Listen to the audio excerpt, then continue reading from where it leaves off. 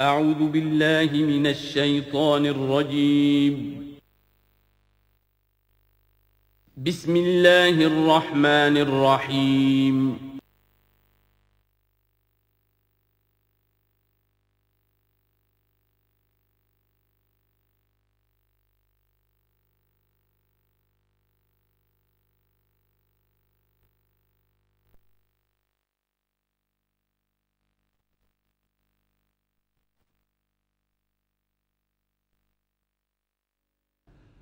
الحمد للہ وکفیٰ والصلاة والسلام علی عبادہ الذین اصطفیٰ خصوصاً علی افضلہم وخاتم النبیین محمد الامین وعلی معین. اما بعد فاعوذ باللہ من الشیطان الرجیم. بسم اللہ الرحمن الرحیم.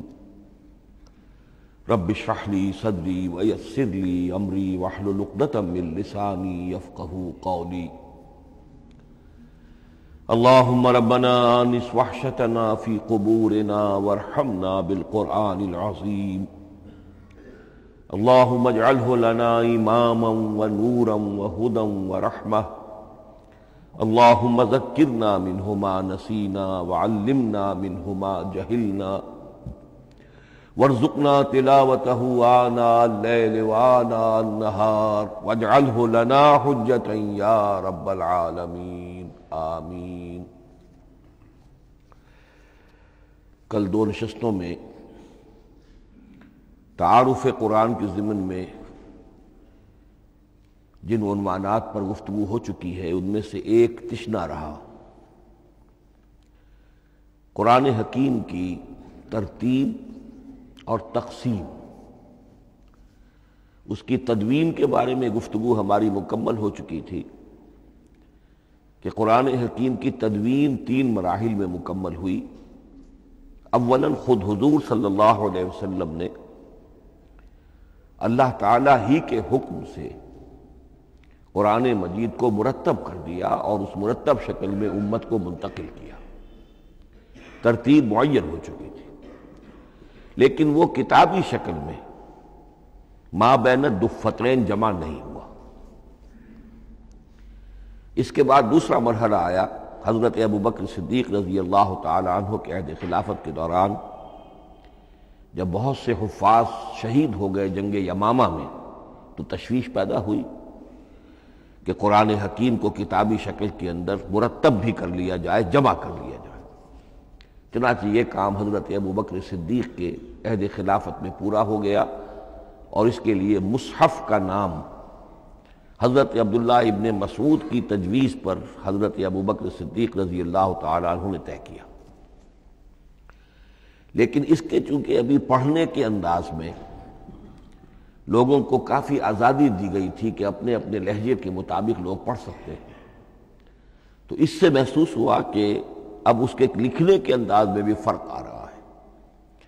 تو اس لیے ضرورت محسوس ہوئی کہ اس کا ایک اسکرپٹ، ایک رسم الخط جو متفق علیہ ہو، اجماعی ہو، وہ طے کر دیا جائے. چنانچہ یہ تیسرا مرحلہ حضرت عثمان رضی اللہ تعالی عنہ کے عہد خلافت میں طے پایا. اسی لیے اس کو اب مصحف عثمانی کہتے ہیں، اس لیے کہ وہ رسم الخط اب ہمیشہ ہمیش کے لیے طے ہے. اس کے آفیشیل نسخے تیار کیے گئے اور بڑے بڑے شہروں میں جو بھی اس وقت اس مسلمان ممالک تھے ایک ایک نسخہ بھیج دیا گیا اور باقی نسخے جو ہیں وہ طرف کر دیے گئے. تو اس طریقے سے گویا کہ ربع صدی کے اندر اندر یہ تینوں مرحلے جو ہیں مکمل ہو گئے ہیں. اور جیسا کہ میں نے عرض کیا، سب تسلیم کرتے ہیں کہ جو قرآن آج ہمارے پاس ہے وہ وہی ہے بعینہ جو محمد الرسول اللہ نے اپنی امت کو دیا تھا. البتہ جہاں تک قرآن کی ترتیب اور تقسیم کا تعلق ہے، بعض باتیں تو میں بیان کر چکا ہوں، ان کا صرف اجمالی اعادہ کروں گا.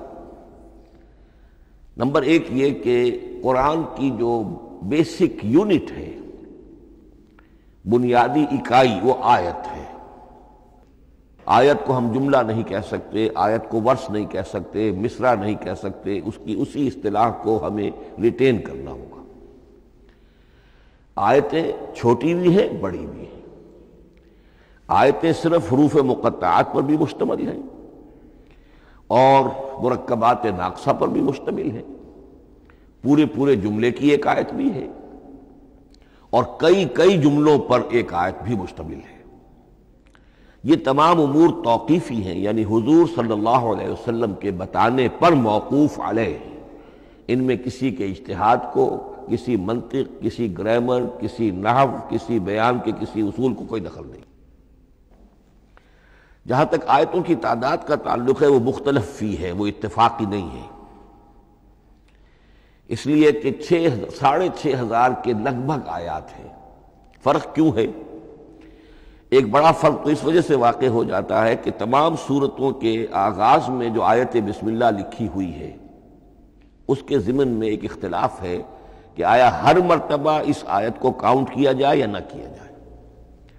صرف ایک سورت ہے سورہ توبہ جس کے شروع میں آیت بسم اللہ نہیں ہے، باقی 113 سورتوں کے آغاز میں بسم اللہ لکھی ہوئی ہے، تو بعض حضرات اس کو سمجھتے ہیں کہ یہ کاؤنٹ نہیں کی جائے گی، بلکہ یہ تو در حقیقت صرف سورتوں کے درمیان فصل اور فرق قائم کرنے کے لیے یہ آیت بسم اللہ لکھ دی گئی ہے۔ تو آپ سمجھیے کہ جو اس پہ اختلاف ہوگا تو 113 کی عدد کا فرق تو اسی سے واقع ہو جائے گا۔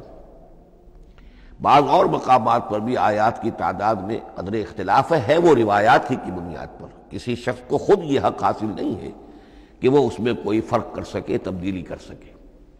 بہرحال 6,500 کے لگ بھگ آیات ہے قرآن حکیم کی۔ آیتیں مل جل کر سورتوں کی شکل میں ہیں، ان کی تعداد متفق علیہ ہے 114۔ سورت سور سے بنا ہے، سور کے معنی فصیل ہے، گویا کہ ہر سورت جو ہے وہ اللہ تعالیٰ کے علم، معرفت، حکمت کا ایک شہر ہے۔ سورتوں میں آیات کے باہمی ربط کے حوالے سے اس کے معنی کے اندر اور اس کی حکمتوں کے اندر اضافہ ہوتا ہے، ربط آیات، اور جس طریقے سے کہ مختلف موتیوں کو پرو دیا جائے ایک دھاگے میں، اس سے ہار وجود میں آئے، جو ترتیب ہوگی موتیوں کی اس سے ان موتیوں کا حسن دوبالا ہو جائے گا۔ ایسے ہی معاملہ آیات قرآنیہ کا ہے کہ جو ایک سورت کے اندر ہے اور ہر سورت کا ایک مرکزی مضمون یا عمود ہوتا ہے اور تمام آیتیں اس سے منطلق اور اس سے منسلک ہوتی ہیں۔ ان سورتوں کے بعد جیسا کہ میں نے عرض کیا، دور صحابہ میں ہمیں صرف ایک اصطلاح اور ملتی ہے، حزب اور یا منزل۔ وہ اس سہولت کے لیے کہ اگر ایک ہفتے میں پورا قرآن ختم کرنا ہو، اس کی تلاوت مکمل کرنی ہو تو روزانہ ایک حزب پڑھ لیا جائے۔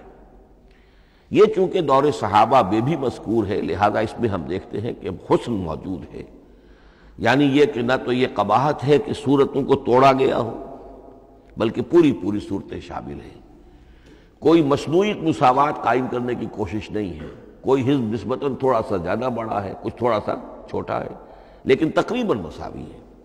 خام خواہ کی کوئی مصنوعی مساوات قائم کرنے کی کوشش نہیں ہے، اور اس کے باوجود یہ حسن موجود ہے کہ سورہ فاتحہ کو اگر ہم علیحدہ رکھ دیں کہ وہ پورے قرآن حکیم کے لیے ایک دیباچہ اور مقدمہ ہے، تو پہلے حزب یا پہلی منزل میں 3 سورتیں، دوسرے میں 5، تیسرے میں 7، چوتھے میں 9، پانچویں میں 11، چھٹی میں 13، یہ سیڑھی ہے بالکل۔ اور جو آخری حزب مفصل کہلاتا ہے، اس میں چونکہ آخری پارے میں آپ کو معلوم ہے چھوٹی چھوٹی سورتیں ہیں تو تعداد 65 ہے، وہ بھی جو آخری تعداد ہے 13 اس کا ملٹیپل ہے۔ بہرحال یہ حزب یہ بھی دور صحابہ میں اس کا تذکرہ ہمیں ملتا ہے۔ البتہ جو مزید تقسیم کی چیزیں ہمارے ہاں معروف ہیں وہ بات کی چیزیں، رکوعوں میں طویل صورتوں کو تقسیم کیا گیا تاکہ ایک رکعت میں اگر طویل صورت میں سے کوئی آیات پڑھنی ہے تو اس طرح پڑھی جائیں کہ مضمون ٹوٹے نہ۔ یہ حجاج ابن یوسف کے زمانے میں یہ کام ہوا ہے اور بڑے غور و فکر سے ہوا، اور واقعتاً محسوس ہوتا ہے کہ معنوی جو ربط اور تعلق ہے اس کو ملحوظ رکھا گیا ہے۔ لیکن جو دوسری تقسیم ہمارے ہاں معروف ہو گئی ہے وہ پاروں کی ہے، اول تو یہ معلوم نہیں کہ یہ تقسیم کب ہوئی، مجہول الزمان ہے یہ۔ نمبر 2 یہ کہ اس میں یہ زیادتی بھی نظر آتی ہے کہ سورتوں کی فصیلیں توڑ دی گئی ہیں۔ گویا کہ ایک مصنوعی مساوات قائم کرنے کے لیے کہ 30 دن میں اگر قرآن مجید ختم کرنا ہو، ہر مہینے میں ایک ختم قرآن کوئی شخص کرنا چاہے تو روزانہ ایک پارہ پڑھ کر، لیکن یہ کہ اس میں وہ حسن موجود نہیں ہے، بلکہ یہ قباحت موجود ہے کہ صورتوں کاٹ دی گئی۔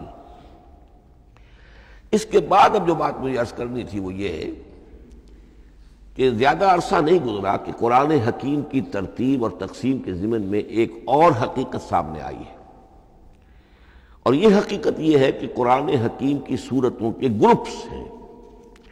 اب یہ چونکہ ایک بالکل ماضی قریب کا معاملہ ہے، اس سے پہلے یہ ذکر موجود نہیں تھا۔ اول تو یہ بات بھی مان لیجئے کہ قرآن مجید میں ترتیب اور نظم، اس کے بارے میں ہمارے اسلاف نے نہ کوئی زیادہ محنت کی اور نہ انہوں نے سمجھا کہ اس میں کوئی خاص ربط ہونا ضروری ہے۔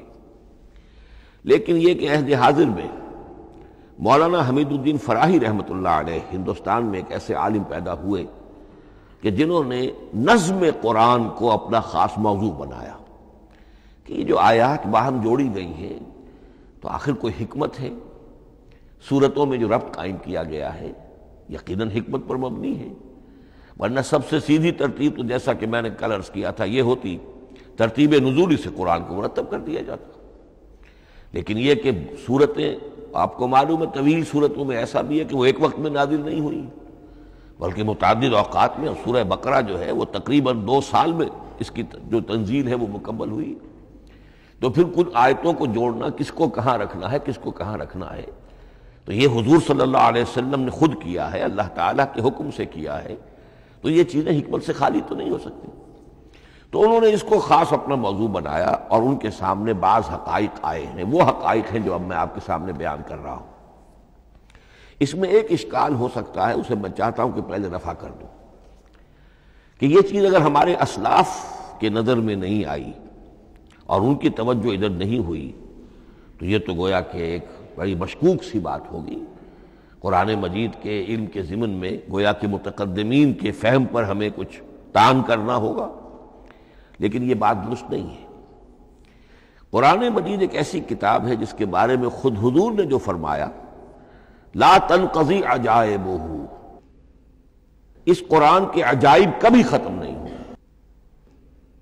ولا یخلق عن کثرت الرد، بار بار کے پڑھنے سے اس پر کوئی پرانا پن، کوئی بوسیدگی طاری نہیں ہوگی، ولا یشبع منہ العلماء، اور کبھی اہل علم اس سے سیری محسوس نہیں کریں گے۔ تو قرآن مجید لا تنقضی عجائبہ، جیسے جیسے دنیا آگے بڑھ رہی ہے، تمدن آگے بڑھ رہا ہے، علم انسانی جو ہے مادی فزیکل سائنسز کا علم آگے بڑھ رہا ہے، قرآنی حقائق اور مبرہن ہو رہے ہیں، اور واضح ہو رہے ہیں، اور نکھر رہے ہیں۔ بہت سی باتیں ہمارے اسلاف کے علم میں نہیں آ سکتی تھی، اس لیے کہ ابھی انسانی معلومات کا دائرہ بہت ہی محدود تھا۔ ذوالقرنین کون تھے؟ اب چونکہ تاریخ مفسرین کے علم میں نہیں تھی تو سکندر اعظم کو سمجھا گیا کہ ذوالقرنین ہے، حالانکہ سکندر کی شخصیت اور ذوالقرنین کی وہ شخصیت جو قرآن میں بیان ہوئی ہے دونوں میں کوئی مناسبت ہے ہی نہیں۔ اسی طریقے کا معاملہ یہ کہ نظم قرآن کا ایک پہلو کہ جو ابھی پوری طریقے سے آشکارا نہیں ہوا تھا، یہ دور وہ ہے کہ جس میں اللہ کی فضل و کرم سے وہ بات بھی اب کھل کر سامنے آئی ہے، اور اس سے در حقیقت توثیق ہو رہی ہے حضور کے اس فرمان کی کہ لا تنقضی عجائبہ، اس کے عجائب کبھی ختم نہیں ہوں گے۔ انسان محنت کرے گا، کوشش کرے گا، یہ ہیروں کی ایک ایسی کان ہے جس میں سے اور ہیرے نکلتے چلے جائیں گے۔ اس کے ضمن میں ایک بات تو میں نے آپ سے کل عرض کر دی تھی اور آج پھر بھی کہی ہے، سورتوں میں بھی ایک ربط ہے، آیات جو سورتوں کے اندر جوڑی گئی ہیں، پھر سورتیں اکثر و بیشتر جوڑوں کی شکل میں ہیں۔ اس کی کچھ مثالیں بھی کل میں نے آپ کو دی تھی۔ قرآن مجید کی ایک آیہ مبارکہ ہے وَمِن كُلِّ شَيْءٍ خَلَقْنَا زَوْجَيْنِ لَعَلَّكُمْ تَعْقِلُونَ یا لَعَلَّكُمْ تَذَكَّرُونَ، مجھے پوری طرح یاد نہیں ہے۔ ہم نے ہر شے کو جوڑوں کی شکل میں پیدا کیا، اگرچہ اس کو چونکہ قرآن مخلوق نہیں ہے ہم اس پر اس کا اطلاق نہیں کریں گے، لیکن من کل شیء خلقنا زوجین، اس میں اس قدر کیٹیگوریکل سٹیٹمنٹ ہے کہ معلوم ہوتا ہے کہ یہ اصول اتنا اللہ تعالیٰ کے ہاں اتنا پسندیدہ ہے کہ قرآن مجید کی صورتوں میں بھی یہ صورتوں کے بھی جوڑوں کی شکل میں ہونا یہ بہت ہی اظہر من الشمس ہے۔ بعض جگہوں پر تو اظہر من الشمس ہے، بعض جگہوں پر ذرا تدبر کر کے بات معلوم ہوتی ہے۔ البتہ کہیں کہیں آپ کو نظر آئے گا کچھ منفرد صورتیں بھی ہیں، اور ان میں سے بعض یا جب دوران ترجمہ یہ چیزیں آئیں گی تو اب میں صرف اس وقت حوالہ دے سکوں گا، بڑی تیزی سے ہمیں چلنا ہوگا، اس وقت میں چاہتا ہوں کہ ذہن میں یہ حقائق بیٹھ جائیں۔ بعض جگہوں پر آپ دیکھیں گے تین تین صورتوں کے گروپ ہیں، ان میں سے دو کے مابین تو نسبت زوجیت کامل ہے، بلکہ یہ سمجھ لیجئے نسبت زوجیت کہتے کس کو ہے؟ دو چیزیں مل کر کسی مقصد کی تکمیل کریں، ان دونوں میں ایسی نسبت ہونی چاہیے ریسیپروکل کہ وہ ایک دوسرے کی تکمیل کے لیے اور کسی مقصد کے حصول کے لیے ان کے مابین ایک تعلق قائم ہو، یہ زوجیت ہے۔ اسی طریقے سے قرآن مجید میں جب صورتیں آتی ہیں جوڑوں کی شکل میں تو کسی مضمون کا ایک رخ وہ ایک صورت میں آ جائے گا، اس کا دوسرا رخ دوسری صورت میں آ جائے گا، اور دونوں مل کر جسے ہم کہتے ہیں تصویر کے دونوں رخ، وہ رخ مکمل ہو جائیں گے، بات پوری ہو جائے گی۔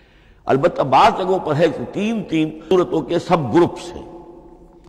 میں اس معاملے میں گروپ کا لفظ ریٹین کر رہا ہوں اس لیے کہ قدیم تو یہ تصور تھا نہیں، جدید اصطلاح ہے، تو اس میں چونکہ اب بہت سے الفاظ انگریزی زبان کے اب اردو میں آ گئے ہیں کہ اس کی جگہ کوئی اور بہت ہی کوئی کوشش کر کے لفظ آیا جائے تو وہ شاید زیادہ عام فہم نہیں ہوگا، یا عام فہم ہے۔ تو گروپس اور سب گروپس، چھوٹے گروپ بڑے گروپ، تو یہ چھوٹے گروپ جو ہے تین تین صورتوں کے، ان میں سے دو کے مابین تو نسبت زوجیت بتمام و کمال ہوگی، اور تیسرے کی حیثیت ضمیمے کی ہوگی۔ اس کی مثالیں بعد میں آئیں گی۔ البتہ یہ جو ضمیمے ہوتے ہیں خود ان کے، یا جو دوسری منفرد صورتیں ہیں، خود ان میں آپ کو فصل کے ساتھ نسبت زوجیت مل جائے گی۔ اس سے آگے چلیے، اب اصل ہے وہ شے جس کو میں آج چاہتا ہوں بیان کرنا۔ قرآن حکیم کی صورتوں کی ایک گروپنگ اس اعتبار سے سامنے آئی، کچھ صورتیں مکی پھر مدنی، پھر مکی پھر مدنی، پھر مکی پھر مدنی، پھر مکی پھر مدنی۔ ایسا کیوں ہے؟ بڑی قابل غور بات ہے، اس میں کوئی حکمت ہے؟ اور عجیب بات یہ سامنے آئی، اس اعتبار سے بھی قرآن کے 7 گروپ بنتے ہیں، ہر گروپ میں ایک یا ایک سے زائد مکی صورت اور پھر ایک یا ایک سے زائد مدنی صورتیں، ایک گروپ پورا ہو گیا۔ دوسرے گروپ میں پھر ایک یا ایک سے زائد مکی صورت، پھر ایک یا ایک سے زائد مدنی صورتیں، وہ پھر گروپ مکمل ہو گیا۔ یہ گروپ بھی قرآن حکیم میں 7 ہے۔ یہ گروپ جو ہے قرات کے لیے نہیں ہے، یہ گروپ جو ہے معنوی تقسیم ہے، غور و فکر کے اعتبار سے، کہ ہر گروپ کا ایک عمود ہے، ایک مرکزی مضمون ہے، اور اس جس طریقے سے صورتیں دو مل کر ایک مضمون کی تکمیل کرتی ہیں، اسی طرح ہر گروپ کی مکی اور مدنی صورتیں مل کر ایک بڑے مضمون کی تکمیل کرتی ہیں۔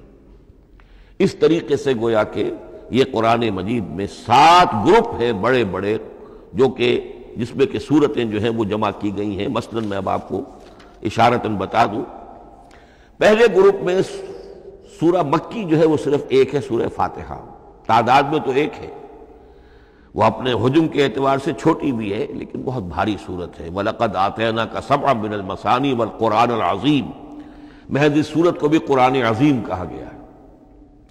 لیکن ایک صورت مکی سورہ فاتحہ، پھر 4 طویل ترین صورتیں مدنی، بقرہ، آل عمران، نساء، مائدہ۔ دوسرے گروپ میں 2 صورتیں مکی، 2 مدنی، الانعام، الاعراف مکیات، الانفال، التوبہ مدنیات۔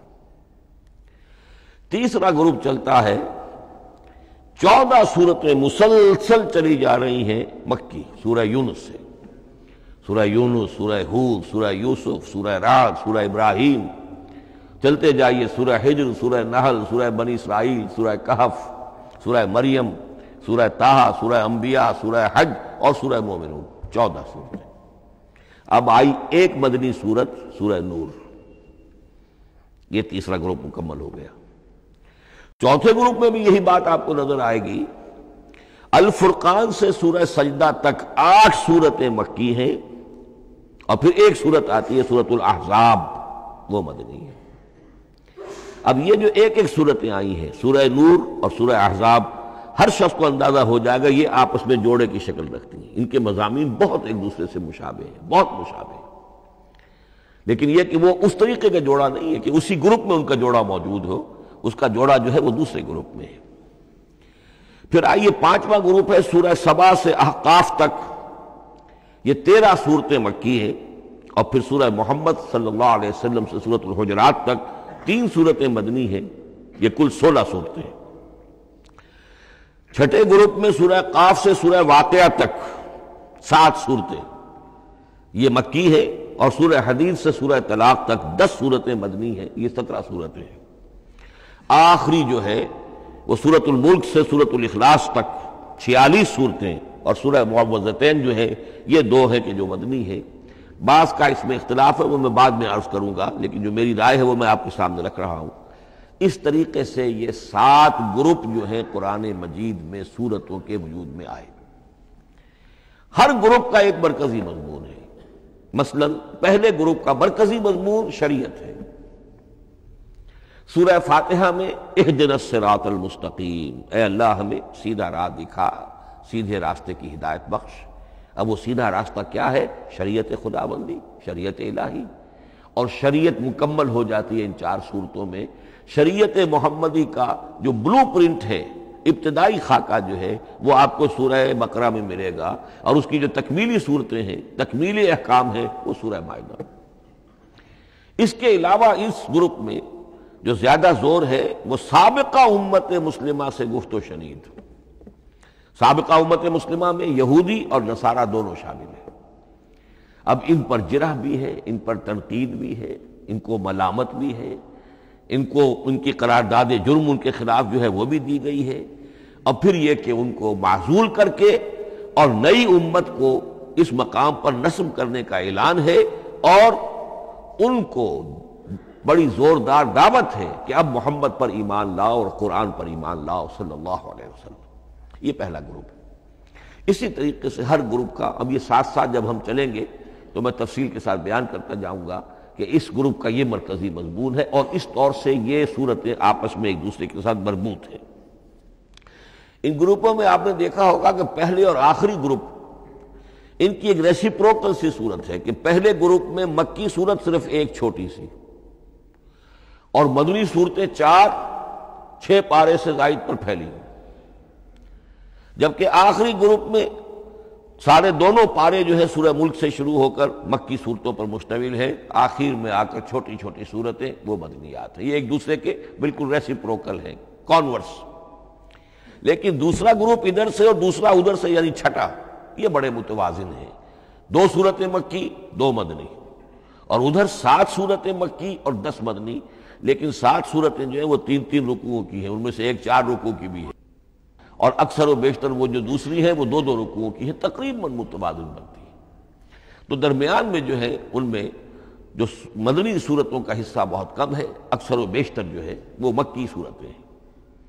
ان مکی صورتوں کے اندر بھی جو 6 گروپ تقریباً بنتے ہیں، اس لیے کہ پہلی گروپ کے اندر تو مکی صورت صرف سورہ فاتحہ ہے، تو ان میں سے پہلے 2 گروپوں میں رسالت کا مضمون مرکزی مضمون ہے، درمیانی 2 گروپوں میں توحید کا مضمون مرکزی مضمون ہے، آخری 2 گروپوں میں انذار آخرت کا مضمون مرکزی مضمون ہے۔ آخری صورتیں آپ کو معلوم ہے سورہ قاف سے شروع ہو کر، تو پھر یہ انذار آخرت جو ہے ان سب کا مرکزی مضمون ہے۔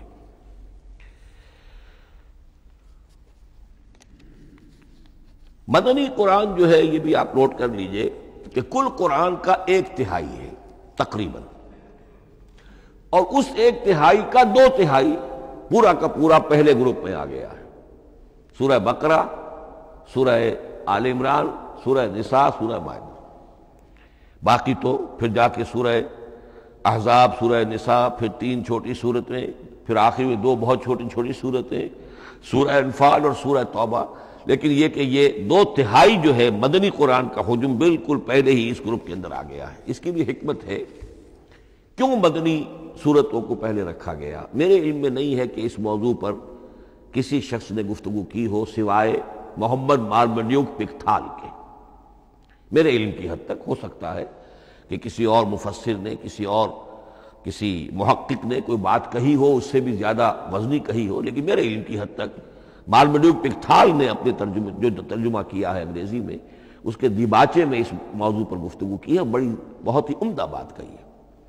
انہوں نے کہا کہ جب یہ قرآن نازل ہو رہا تھا تو اصل اہمیت ایمان کی تھی، پہلے لوگ ایمان لائیں اور پھر جو ایمان لائے ان کو پھر احکام دیے گئے کہ یہ کرو اور یہ نہ کرو، یہ حلال ہے، یہ حرام ہے، یہ فرض ہے، وغیرہ وغیرہ۔ لیکن جب ایک امت وجود میں آ گئی، امت کے وجود میں آنے کے بعد اب نسلاً مسلمان پیدا ہو رہے ہیں، ان کے ہاں اب ضرورت پہلے اسلام کی ہے، چاہے بچہ چھوٹا ہی ہے پہلے اسے احکام سکھائے جائیں گے، بچہ چھوٹا ہی ہے نماز پڑھنی سکھائی جائے گی، بچہ چھوٹا ہی ہے روزہ رکھنا سکھایا جائے گا۔ تو امت کے اس طرح تشکیل پا جانے کے بعد اب اصل اہمیت جو ہے وہ احکام کی ہو گئی ہے، احکام اب مقدم ہے اور ایمان کا معاملہ جو ہے وہ اس کے بعد مؤخر ہے۔ کوئی شخص بالغ ہوگا، ذہین ہوگا، فطین ہوگا، غور و فکر کی صلاحیت سے اگر اللہ تعالیٰ نے اسے بہرور کیا ہوگا پھر وہ حقیقت ایمان تک رسائی حاصل کرے گا، ورنہ یہ ہے کہ عام ایک مسلمان جو ہے اسے جہاں تک احکام کا تعلق ہے ان پر تو عمل کرنا ہی ہے۔ تو یہ بڑی میں سمجھتا ہوں کہ ذہانت پر مبنی بات ہے کہ جو محمد مارمیلیو پکتھال نے کہی ہے اور مجھے اس سے اتفاق ہے۔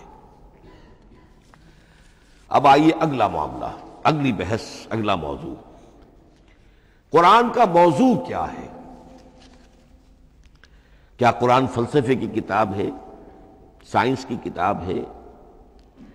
کیا یہ جیولوجی کی کتاب ہے، فزکس کی کتاب ہے، کس چیز کی کتاب ہے؟ تو پہلی بات یہ سمجھیے، قرآن کا موضوع ہے انسان، لیکن انسان کی اناٹمی نہیں، انسان کی فزیولوجی نہیں، انسان کی انتھروپولوجی نہیں، کچھ نہیں، انسان کی ہدایت۔ یہ ہدایت کا لفظ بنیادی ہے قرآن مجید کے لیے۔ چنانچہ دیکھیے ذرا نوٹ کر دیجئے، سورہ بقرہ کے شروع ہی میں ھدی للمتقین، پھر اس کے وسط میں ھدی للناس، سورہ یونس میں فرمایا ھدی ورحمۃ للمؤمنین، سورہ لقمان میں فرمایا ھدی ورحمۃ للمحسنین، سورۃ البقرہ اور النحل میں فرمایا، نمل میں ھدی وبشریٰ للمؤمنین، آل عمران میں وموعظۃ للمتقین، ھدی وموعظۃ للمتقین، پھر 3 مرتبہ الہدی هو الذی ارسل رسولہ بالہدی ودین الحق لیظہرہ علی الدین کلہ۔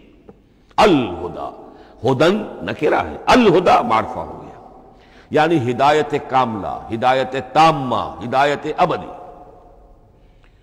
اسی طرح سورۃ النجم میں فرمایا وَلَقَدْ جَاءَهُم مِّن رَّبِّهِمُ الْهُدَىٰ، سورۃ الجن میں وَإِنَّا لَمَّا سَمِعْنَا الْهُدَىٰ آمَنَّا بِهِ، سورہ بنی اسرائیل میں وَمَا مَنَعَ النَّاسَ أَن يُؤْمِنُوا إِذْ جَاءَهُمُ الْهُدَىٰ، سورہ بنی اسرائیل میں بھی یہ الفاظ آئے، سورہ کہف میں بھی آئے۔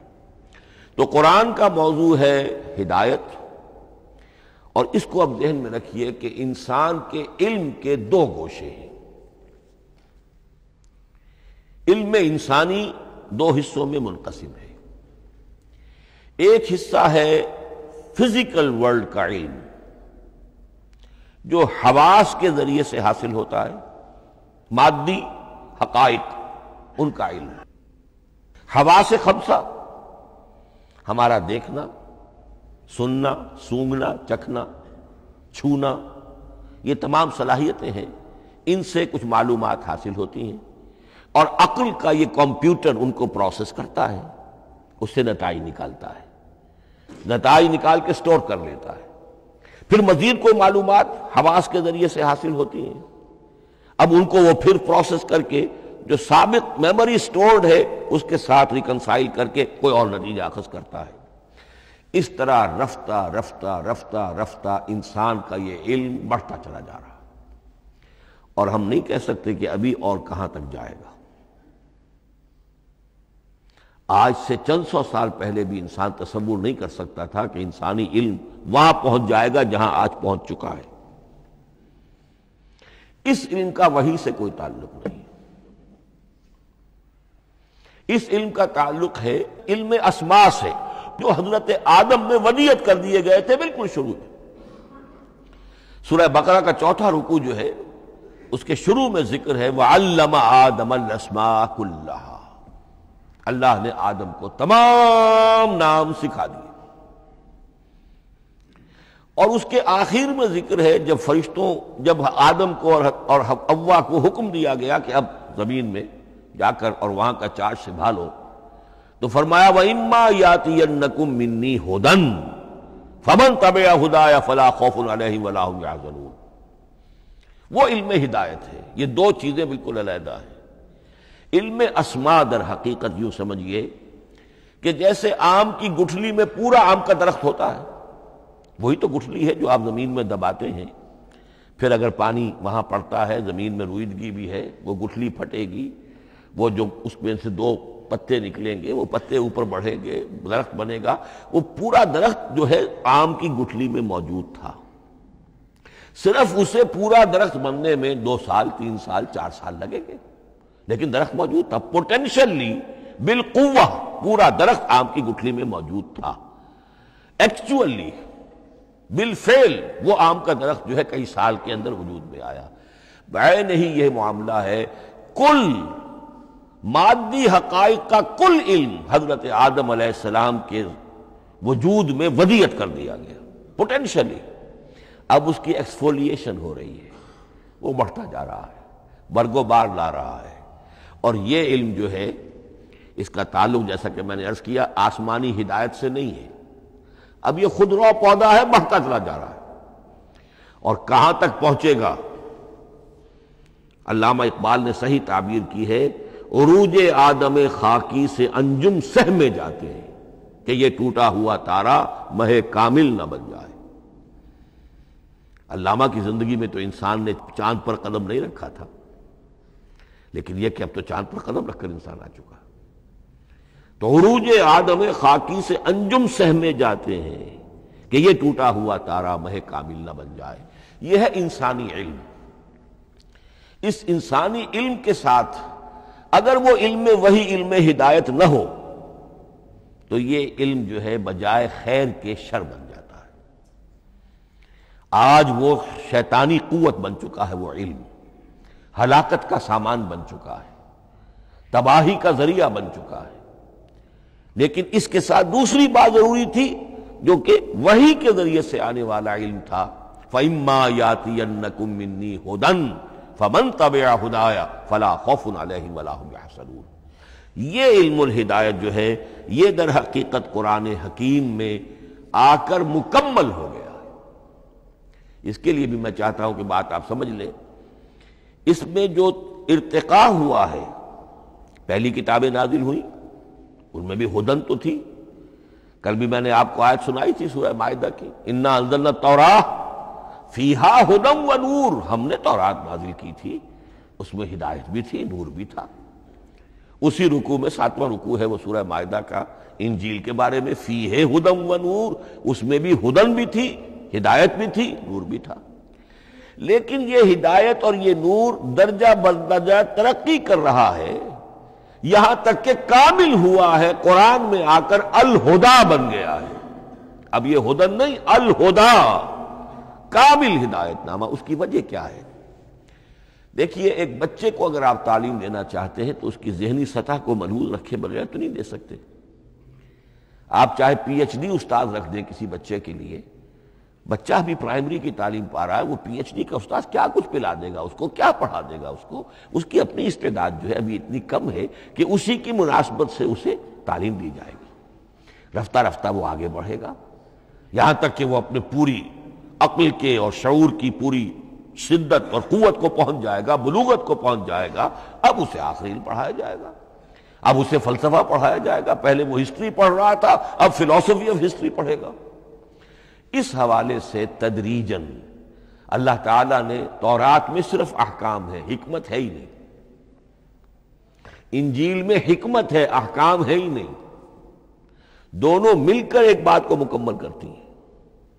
تورات میں صرف احکام ہے، حکمت ہے ہی نہیں۔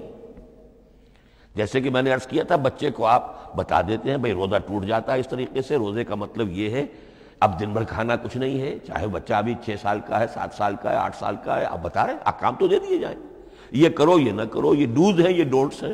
تو احکام عشرہ، دی 10 کمانڈمنٹس، احکام دیے گئے، حکمت نہیں۔ ابھی حکمت کا تحمل ان کے لیے ممکن نہیں تھا، ابھی وہ عہد طفولیت ہے نوع انسانی کا۔ یوں سمجھیے کہ آج سے 3500 سال قبل کا انسان، 1400 قبل مسیح میں تورات دی گئی ہے حضرت موسیٰ علیہ السلام کو۔ اب یہ 2000 مسیح آنے والا ہے تو 3400 سال پہلے کی بات ہے، تو انسانی ذہن ابھی جس سطح پر تھا، یہاں تک کہ 2000 سال پہلے حضرت مسیح علیہ السلام کے بھی یہ الفاظ انجیل میں موجود ہیں، اب بھی موجود ہیں۔ اپنے حوارین سے آپ نے فرمایا تھا ابھی مجھے تم سے اور بھی بہت سی باتیں کہنی تھیں، مگر ابھی تم ان کا تحمل نہیں کر سکو گے، جب وہ فارقلیت آئے گا تو تمہیں سب کچھ بتائے گا۔ یہ پیشن گوئی تھی محمد الرسول اللہ صلی اللہ علیہ وسلم۔ ابھی تم تحمل نہیں کر سکتے، ابھی 600 برس اور چاہیے تمہاری ذہنی بلوغت کے لیے۔ تو الہدا مکمل ہوا ہے قرآن حکیم میں آ کر۔ البتہ ایک نقطہ اس میں نوٹ کیجئے، قرآن مجید اگرچہ کتاب ہدایت ہے، سائنس کی کتاب نہیں ہے، لیکن اس میں سائنٹیفک فینومینا کی طرف اشارے موجود ہیں۔ چونکہ قرآن مجید ان تمام جو بھی یہ کائناتی حقائق ہیں ان سب کو آیات الہیہ قرار دیتا ہے۔ ان فی خلق السماوات والارض واختلاف اللیل والنہار والفلک التی تجری فی البحر بما ينفع الناس وما انزل اللہ من السماء من ماء فاحیا بہ الارض بعد موتها وبث فیہا من کل دابۃ وتصریف الریاح والسحاب المسخر بین السماء والارض لآیات لقوم یعقلون۔ یہ سب نشانیاں ہیں اللہ کی قدرت، اللہ کی عظمت، اللہ کے علم کامل، اللہ کی حکمت بالغہ، سب نشانیاں۔ تو یہ جو فزیکل فینومینا ہے ان کی طرف قرآن ریفر کرتا ہے۔ بعض حقائق وہ ہے کہ جن کا تعلق اسٹرانومی سے ہے، کل فی فلک یسبحون، یہ تمام اجرام سماویہ جو ہیں یہ اپنے اپنے مدار میں تیر رہے ہیں، معلوم ہوا ہر شے حرکت میں ہے۔ انسان پر تو ایک دور ایسا گزرا ہے وہ یہ سمجھتا تھا زمین ساکن ہے اور سورج حرکت کر رہا ہے، پھر ایک دور آیا کہا نہیں سورج ساکن ہے، زمین حرکت کرتی ہے، اس کے گرد چکر لگاتی ہے، اور آج ہمیں معلوم ہوا ہر شے حرکت میں ہے، ہر شے۔ سورج کا بھی اپنا ایک مدار ہے، اس میں وہ حرکت کر رہا ہے اپنے پورے کنبے کو لے کر۔ یہ پورا سولر سسٹم اس کا کنبہ ہے، اس پورے کنبے کو لے کر وہ بھی ایک مدار میں حرکت کر رہا ہے۔ تو معلوم کل فی فلک یسبحون۔ اب یہ کل کا لفظ جس طرح منقع ہو کر، جس طرح مبرہن ہو کر، جس شان کے ساتھ آج وہ عویدہ ہوا ہے، واضح ہوا ہے، آج سے پہلے انسان کو معلوم نہیں تھا۔ تو یہ جو فزیکل فینومینا ہے جن کی طرف قرآن مجید ریفر کرتا ہے، یہ اگرچہ قرآن کا اصل موضوع نہیں ہے، لیکن ایک بات جان لیجئے کہ قرآن مجید میں ان فزیکل فینومینا کے بارے میں جو بات کہی گئی ہے وہ غلط نہیں ہو سکتی، اور یہ وہ حقیقت ہے کہ جو اس دور میں آ کر اتنی واضح ہوئی ہے۔ آپ نے نام سنا ہوگا ڈاکٹر مورس بکائی کا، یہ فرانسیسی سرجن تھے، انہوں نے مطالعہ کیا، کمپیریٹو اسٹڈی کی قرآن بائبل دونوں کی، بائبل سے مراد اولڈ ٹیسٹمنٹ نیو ٹیسٹمنٹ دونوں، اور وہ اس نتیجے پر پہنچا کہ پورے قرآن میں کوئی ایک لفظ ایسا نہیں ہے جسے ہماری ساری سائنسی انکشافات میں سے کسی نے غلط ثابت کیا، جبکہ تورات میں بے شمار چیزیں ایسی ہیں کہ سائنس انہیں غلط ثابت کر چکی ہے۔ The science, the Quran and the Bible. اب یہ بات بڑی اہم ہے، اس کو بڑی خوبصورت انداز میں ڈاکٹر رفیع الدین مرحوم نے کہا ہے کہ یہ کائنات اللہ کا فعل ہے، عمل ہے، اس کی تخلیق ہے، اس کی تدبیر ہے، اور قرآن اللہ کا قول ہے۔ قول و عمل میں تضاد ممکن نہیں، عام انسان کے قول و عمل میں تضاد ممکن نہیں، اللہ کے قول و فعل میں اور قول و عمل میں تضاد ہو سکتا ہے۔ ہاں یہ ہو سکتا ہے کہ ایک دور میں انسانوں نے بات سمجھی نہ ہو، ان کا ذہن وہاں تک پہنچا نہ ہو، ان کی معلومات کا دائرہ ابھی اس حد تک ہو کہ ان حقائق تک نہ پہنچا ہو، لیکن جیسے جیسے وقت آئے گا مزید حقائق منکشف ہوں گے، اور یہ بات اور زیادہ سے زیادہ واضح سے واضح تر ہوتی چلی جائے گی کہ جو کچھ قرآن میں لکھا ہے وہی برحق ہے۔ ہاں آج سے پہلے انسانی ذہن اس حد تک رسائی حاصل کرنے کا اہل نہیں تھا۔ اور یہ ہے در حقیقت آیت قرآن حکیم کی، یہ سورہ حامیم السجدہ کی لاسٹ بٹ ون آیت ہے، سنریہم آیاتنا فی الآفاق وفی انفسہم حتی یتبین لہم انہ الحق، ہم انہیں دکھاتے چلے جائیں گے اپنی نشانیاں آفاق میں بھی انفس میں بھی، سنریہم آیاتنا فی الآفاق وفی انفسہم حتی یتبین لہم، یہاں تک کہ یہ بات پوری طرح نکھر کر مبرہن ہو کر ان کے سامنے واضح ہو جائے گی انہ الحق، کہ قرآن حق ہے۔ اور اسی کی حقیقت جو ہے جیسا کہ میں نے عرض کیا، ایک تو مورس بکائی کو ذہن میں رکھیے، اور ایک اور شخص کینیڈا میں ایک بہت بڑا ڈاکٹر ہے کہ جو ایمبریولوجسٹ ہے، اور اس کی جو ٹیکسٹ بکس ہے جو ایمبریولوجی پر، علم جنین یعنی رحم مادر میں جو بچے کی پرورش ہوتی ہے کیسی ہوتی ہے، کن کن سٹیجز سے گزر کر ہوتی ہے، یہ علم جنین یا ایمبریولوجی، تو سٹینڈرڈ ٹیکسٹ بک ہے دنیا میں اس کی، ڈاکٹر کیتھل مور کی۔ اور وہ حیران رہ گیا کہ میں نے جب قرآن کا مطالعہ کیا کہ آج سے 1400 برس قبل، جبکہ نہ مائکروسکوپ تھی نہ ڈسیکشن ہوتا تھا ابھی ہیومن باڈی کا، یہ حقائق جو قرآن بیان کر رہا ہے، وَلَقَدْ خَلَقْنَا الْإِنسَانَ مِنْ صُلَالَةٍ مِّن مَّاءٍ مَّهِينٍ ثُمَّ جَعَلْنَاهُ نُطْفَةً فِي قَرَارٍ مَّكِينٍ ثُمَّ خَلَقْنَا النُّطْفَةَ عَلَقَةً فَخَلَقْنَا الْعَلَقَةَ مُضْغَةً فَخَلَقْنَا الْمُضْغَةَ عِظَامًا فَكَسَوْنَا الْعِظَامَ لَحْمًا، یہ کہاں سے معلوم ہوئے؟ اور واقعہ یہ ہے کہ اس سے زیادہ صحیح تعبیر ممکن نہیں۔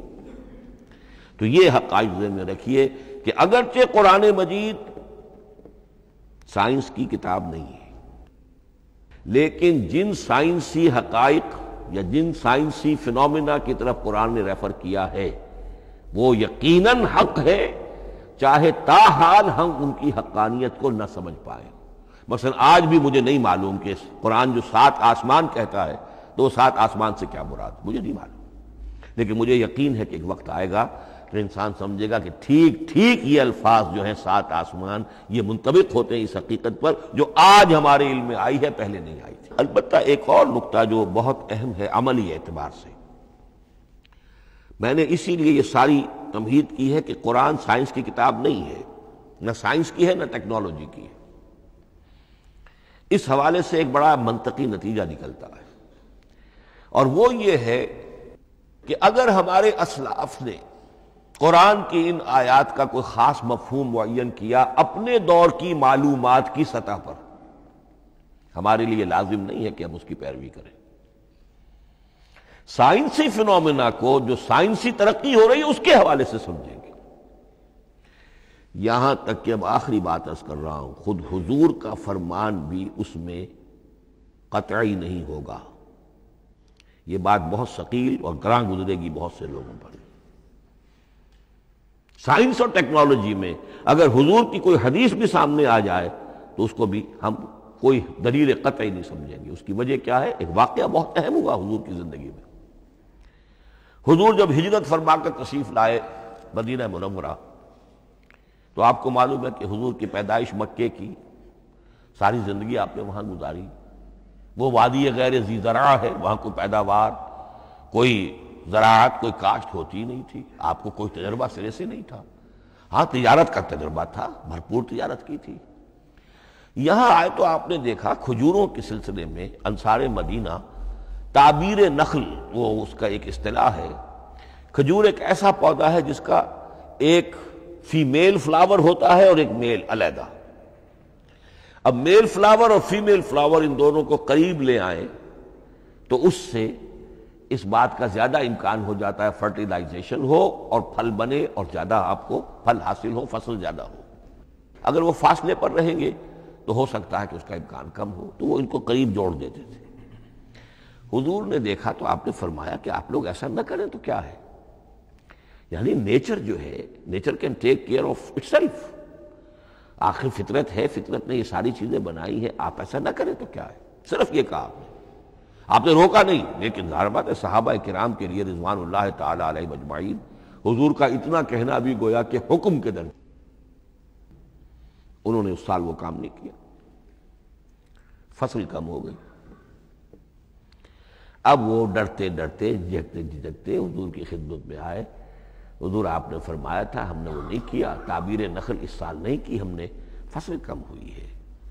آپ نے فرمایا انتم اعلم بامور دنیاکم، اس کا ایک ایک لفظ یاد کر لیجئے، انتم اعلم بامور دنیاکم، اپنے یہ دنیاوی اور مادی معاملات میں تم زیادہ تجربے کار ہو، تم زیادہ حقائق سے واقف ہو۔ میں عالموں کا لفظی ترجمہ یہاں کرنا جو ہے اس کی جرت مجھے نہیں ہو رہی، تم زیادہ واقف ہو ان چیزوں سے، میں یہ چیزیں سکھانے نہیں آیا۔ آپ ٹیکنالوجی پڑھانے نہیں آئے تھے، آپ طب سکھانے نہیں آئے تھے، آپ کوئی اور سائنس پڑھانے نہیں آئے تھے، ورنہ تو ہم شکوہ کرتے کہ آپ نے ہمیں ایٹم بم بنانا کیوں نہیں سکھا دیا پہلے ہی۔ نہیں، یہ موضوع ہی نہیں ہے۔ قرآن کا موضوع معین ہونا چاہیے۔ قرآن کا موضوع انسان کی ہدایت، اس ہدایت کے لیے جس قدر اس کو ضرورت ہے علم کی کہ وہ جو یہ فزیکل فینومینا ہیں ان کے حوالے سے بھی ہدایت حاصل کرے، اس حد تک ان کا تذکرہ ہے۔ لیکن یہ یقین اور ایمان ہونا چاہیے کہ قرآن مجید کے الفاظ میں جو شے مضمر ہے وہ کبھی غلط ثابت نہیں ہوگی۔ یہ ہو سکتا ہے کہ قرآن کی کسی آیت کا کوئی مفہوم ہمارے اسلاف نے 1000 برس پہلے یا 600 برس پہلے سمجھا ہو اور وہ مفہوم غلط ثابت ہو جائے، وہ ایک علیحدہ بات ہوگی، لیکن قرآن مجید کا ٹیکسٹ جو ہے اس کے اندر کہیں ایسی بات نہیں آ سکتی۔ اب آئیے فہم قرآن کے اصول۔ ظاہر بات ہے کہ اس موضوع پر اصول تفسیر پر کوئی مجھے تفصیلی اس وقت گفتگو کرنے کا موقع تو نہیں ہے، البتہ یہ کہ 7 گنتی کر کے چیزیں نوٹ کر لیجئے کہ جس سے قرآن مجید کے فہم میں سہولت حاصل ہوگی۔ پہلی بات وہ جو کسی درجے میں پہلے بھی سامنے آ چکی ہے، قرآن کا اسلوب استدلال منطقی نہیں ہے، فطری ہے۔ ایک ہوتا ہے منطق کی گتھیوں سے اور منطق کے اصولوں سے اور منطق کی دلیلوں سے بات ثابت کی، یہ نہیں۔ قرآن فطرت انسانی کے مطابق بات کرتا ہے۔ ایک ان پڑھ شخص بھی قرآن کو اپنے سے دور یا اپنے آپ کو قرآن سے دور نہیں سمجھے گا اگر ذرا سا وہ قرآن کو سمجھ سکتا بس۔ لیکن یہ ہے کہ قرآن مجید کا جو اسلوب ہے وہ ایک تو یہ کہ منطقی نہیں ہے، فطری ہے، یا اس میں اگر ایک لفظ کا اضافہ کیا جائے خطابی ہے۔ خطابی کیا ہوتا ہے؟ جو میں کل عرض کر چکا ہوں، خطبے کی ایک شان ہوتی ہے، وہ دلیل کے ساتھ ساتھ جذبات سے بھی اپیل کرتا ہے، اور اس میں آپ کو ایک اپنے باطن میں جھانکنے کی دعوت دی جاتی ہے۔ تم ذرا اپنے باطن میں جھانک کر دیکھو۔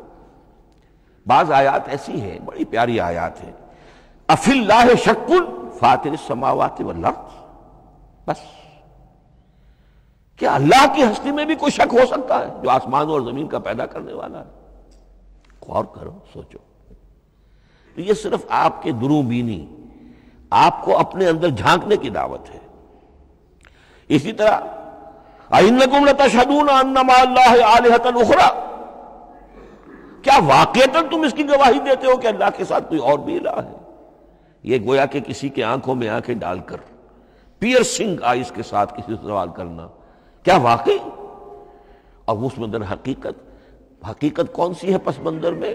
یہ بنائے ہوئے ڈھکوسلے ہیں، ان پر خود تمہارا دل مطمئن نہیں ہے۔ تم کہتے تو ہو یہ ہمارا عقیدہ ہے اور یہ ہماری بات ہے اور یہ ہمارا موروثی عقیدہ ہے، ھذا ما وجدنا علیہ آباءنا، ہم نے آباء، لیکن واقعتاً غور تو کرو، کیا واقعی تم گواہی دیتے ہو کہ اللہ کے سوا کوئی اور الہ بھی موجود ہے؟ اس کو آپ کہیں گے خطابی انداز۔ نمبر 2، قرآن حکیم میں 2 طرح کی آیات ہیں، محکمات اور متشابہات۔ یہ سورہ آل عمران کے شروع میں یہ بہت اہم مضمون جو ہے وہ آ گیا ہے۔ هو الذی انزل علیک الکتاب منہ آیات محکمات ہن ام الکتاب واخر متشابہات، آل عمران آیت نمبر 7۔ اب یہ جو متشابہات ہیں یہ کون سی ہیں اور محکمات ہیں وہ کون سی ہیں، اس کو ذہن میں رکھیے۔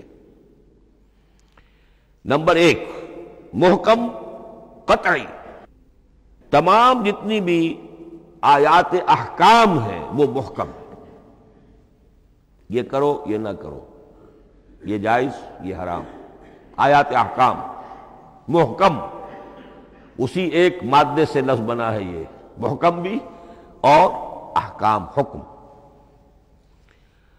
البتہ عالم غیب کی ساری خبریں متشابہات میں سے، عالم غیب ہو، عالم ارواح ہو، عالم برزخ ہو، عالم آخرت ہو، ان کے تمام حقائق یہ متشابہات میں سے، ان کو ہم حقیقتاً سمجھ نہیں سکتے، ہمارا تجربہ ہی نہیں، ہمارا کوئی مشاہدہ ہی نہیں۔ جیسا کہ ایک حدیث میں آیا ہے، جنت کی جو بھی نعمتیں ہیں، ایک تو وہ نعمتیں جن کا ذکر قرآن میں ہے اور ان الفاظ میں ہے جن سے ہم واقف ہیں۔ اب ان میں تو یہ ہے کہ حور و قصور اور پھل اور یہ اور دودھ اور شہد اور وغیرہ وغیرہ وغیرہ، وہ چیزیں ہم جانتے ہیں، تو وہ بھی حق ہے، ایسے ہی ہوں گی، اتوب ہی متشابہہ، لیکن یہ صرف نزل ہے، یہ تو ابتدائی مہمان نوازی ہے۔ نزل من غفور رحیم، جو اصل ضیافت ہونی ہے اہل جنت کی، اس کے بارے میں فرمایا وہ نعمتیں دینے ملیں گی، ما لا عین رات ولا اذن سمعت وما خطر علی قلب بشر، جو نہ کسی آنکھ نے کبھی دیکھی، نہ کسی کان نے کبھی سنی، نہ کسی انسان کے دل پر ان کا خیال تک وارد ہو، انہیں ہم کیا سمجھیں گے؟ تو عالم برزخ، عالم آخرہ، عالم غیب، عالم ارواح، ان کی تمام چیزوں کو ہم آیات متشابہات میں سے سمجھیں گے۔ البتہ یہ جو سائنٹیفک فنومینا والی باتیں ہیں مادی علوم کی، ان میں یہ ہے کہ متشابہ اور محکم ہونے کا معاملہ بدلتا چلا جا رہا ہے۔ جب تک وہ ہمارا سائنسی علم وہاں تک نہیں پہنچا تھا، وہ آیت ابھی متشابہ تھی، سمجھ میں نہیں آ رہی تھی، لیکن اب جب کہ وہ بات وہاں پہنچ گئی اور کھل گئی بات، اب معلوم ہوا کل فی فلک یسبحون، اب یہ آیت محکمات میں آ گئی، اب یہ وہ بات نہیں رہی کہ جس کا صحیح مفہوم سمجھنا ہمارے لیے مشکل ہو۔ تیسری بات، تفسیر اور تعویل میں کیا فرق ہے؟ تفسیر کا عام طور پر لفظ استعمال ہوتا ہے لفظی طور پر، الفاظ کی بحث، نحوی بحث، قواعد گرامر جو ہے ان کے حوالے سے جو بحث کی جائے گی وہ تفسیر ہے، اور اس کی اصل حقیقت اور مدلول کو سمجھنے کی جو کوشش کی جائے گی وہ تعویل ہے۔ تو یہ دو الفاظ جو ہیں یہ مختلف ہو گئے، تفسیر اور تعویل۔ نمبر 4، تعویل عام اور تعویل خاص، یہ بہت اہم موضوع ہے۔ دیکھیے قرآن مجید نازل ہوا ایک خاص ٹائم اینڈ سپیس پس منظر میں، آج سے 1400 برس قبل 610 عیسوی سے لے کر 632 عیسوی تک نازل ہوا، حجاز میں نازل ہوا۔ اس کی ایک اولین مخاطب قوم تھی، وہ ان پڑھ قوم تھی، پڑھے لکھے شاذ الشاذ کالمعدوم کے درجے میں تھے، وہاں فلسفے کا سوال نہیں، کوئی منطق کی بات نہیں، کچھ بھی نہیں، اور اولین مخاطب وہی ہیں، اور جو بھی حالات ہیں اس وقت کے ان کے حوالے سے بات کی جا رہی ہے۔ اب قرآن مجید کی ہر آیت پر اولاً غور ہوگا اس اعتبار سے، جب یہ نازل ہوئی ہے تو اس کا اس وقت کیا مفہوم سمجھا گیا، اس خاص کانٹیکسٹ میں، ٹائم اینڈ سپیس کانٹیکسٹ میں کیا مفہوم سمجھا گیا، یہ ہے تعویل خاص۔ لیکن اب دوسری طرف دیکھیے، یہی کتاب ہدایت ہے ابد الآباد تک کے لیے، اسی کتاب کو 20ویں صدی عیسوی کے انسان کے لیے بھی ہدایت نامہ بننا ہے۔ اگر دنیا طویل ہے اور 500 برس تک ہے تو 25ویں صدی عیسوی کے انسان کے لیے بھی ہدایت نامہ یہی کتاب بننی ہے۔ یہ عرب کے امیین کے لیے ہدایت نامہ تھی تو ایران کے فلسفیوں کے لیے بھی تو ہدایت نامہ تھی۔ لہذا ان الفاظ کے اندر یہ قرآن کے اعجاز کا وہ پہلو ہے جو بہت نمایاں ہے کہ ان الفاظ کے اندر کہ جو ایک خاص کانٹیکسٹ میں نازل ہوئے اور اس وقت ان کا ایک معین مفہوم سمجھا گیا، انہی میں وہ عموم بھی موجود ہے کہ اسی سے ہمیشہ کے لیے ہدایت اخذ کی جا سکتی ہے۔ اس کو ہم کہیں گے تعویل عام، اس کانٹیکس سے ذرا نکال کر اب اس آیت کے الفاظ، اس کا در و بست، اس کا ما سبق، اس کے بعد ما بعد، سیاق و سباق، اس کے حوالے سے بیٹھ کر بات کی جائے۔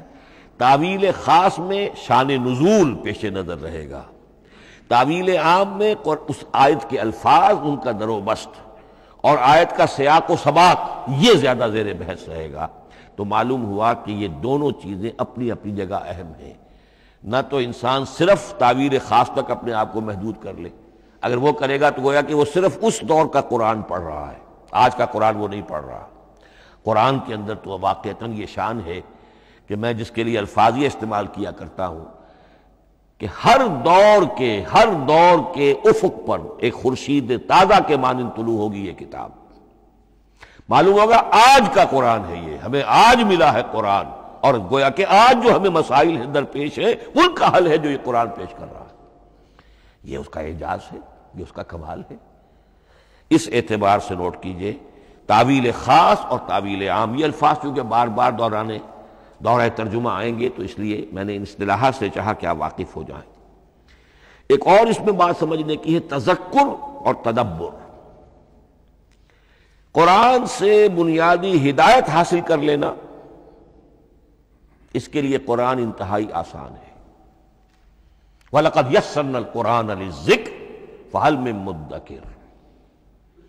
ذرا سی انسان کو عربی آتی ہو کہ براہ راست قرآن کا مفہوم آپ کے ذہن اور قلب پر نازل ہوتا چلا جائے، بس قرآن کا اصل جو پیغام ہے، جو اس کی اصل ہدایت ہے، اس کی تمثیل یوں سمجھیے کہ سمندر میں اگر کوئی آئل ٹینکر جو ہے ٹوٹ جائے تو میلوں جو آئل ہوتا ہے وہ سطح سمندر کے اوپر پھیل جاتا ہے، سطح پر رہے گا، نیچے تو جائے گا نہیں۔